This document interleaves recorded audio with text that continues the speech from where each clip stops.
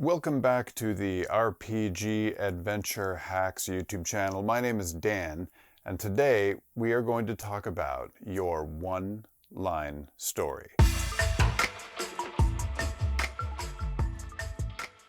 Now, that sounds like kind of a big deal to squeeze an entire story, a giant narrative with lots of arcs and characters and crazy shit into one sentence, but that's not really what you're trying to do. What you're trying to do is actually sort of the reverse of that.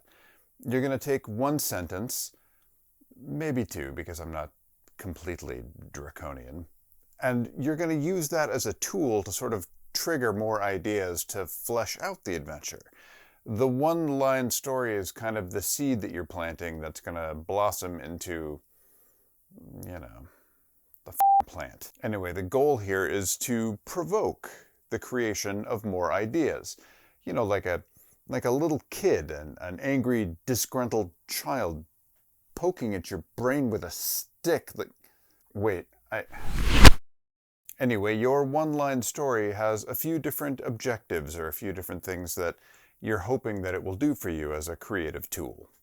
Your one or two sentence story should create stakes above and beyond the paltry lives of your player characters, because let's face it, they risk their lives every day. That's kind of their job. Their lives are table stakes. I mean, who the f tries to fight a dragon with a spear? Success or failure needs to mean something beyond just the lives of the PCs. And that doesn't always have to be a world-ending cataclysm that the characters are trying to head off. Sometimes the stakes of an adventure can be smaller and more personal. Your one-line story should also describe the adversary. Who or what is the nature of the evil that the player characters will ultimately confront? Give that entity a name. Even though that name might change, it's a good idea to kind of start there. I find that when I give something a name, a story or an NPC or a place, sometimes that just kind of brings it to life in my mind. Like a virus. You can go deep later, but right now you want to give yourself some room to breathe and try out a few different variations. Your one-line story should also invite complications. How is this whole thing going to happen? How's it going to go down? What are the different steps involved?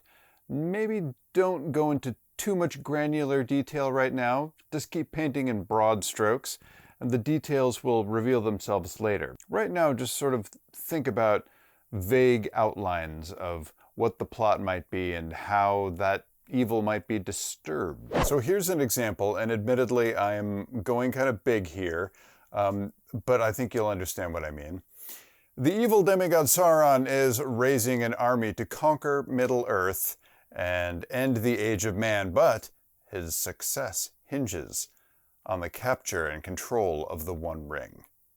Okay, look, I know it's fucking Tolkien is like almost like quoting the nerd Bible, but in a way I kind of feel like that idiom is super useful because we all know it, we all speak it, it's been translated into a million different languages, and the metaphors are simple and straightforward. So yeah, I'm taking an example from The Lord of the Rings. The Age of Man is over. Now is the time of the orc.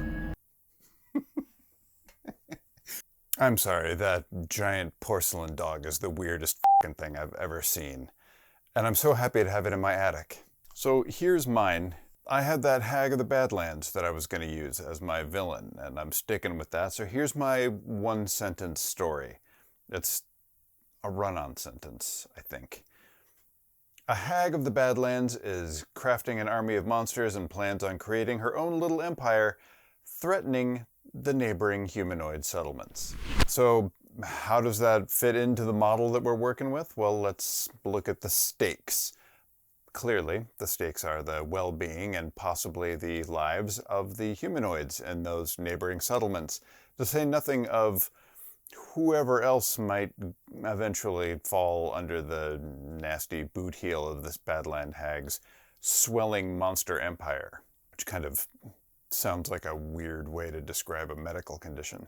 The adversary? Well, that is your Badlands Hag, And not only her, coterie of recruited henchmen, but also the weird things that she's going to be crafting to aid her plan. I use the word crafting deliberately in that sentence because I like the idea of her sort of assembling her army out of bits and pieces of other stuff. Yeah, I don't know exactly what that process is going to be, but it'll be something gross.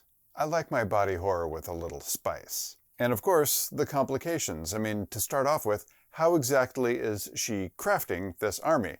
Using what? What resources does her plan require that is going to infringe on the well-being of surrounding creatures? And where is this entire operation taking place? I've got some ideas. I'll get deeper into that later on. And of course, the last point.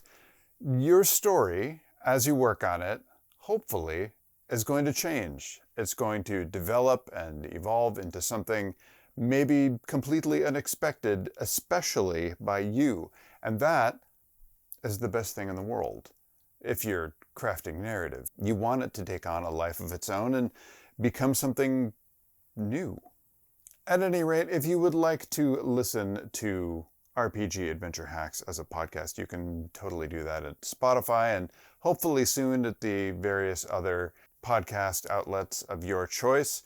And of course, you can always go by rpgadventurehacks.com to check out my wares, which sounds dirty, but I really don't mean it like that. And please go ahead and like this video. I appreciate the support. Subscribe to the channel, and let's just go ahead and build an adventure together. I think it's going to be fun. And by the way, if the world outside feels a little bit dark and extreme, and I don't know about you, but to me it sure fucking does right now, maybe the best solution is for you to retreat into an even darker and more extreme dungeon and start crawling. All right, I'll see you later. Bye. Oi. You. Get me the fuck out of this attic. It smells weird up here. Prolonged inhabitation. Inadequate supply of fresh oxygen. I've got to get out.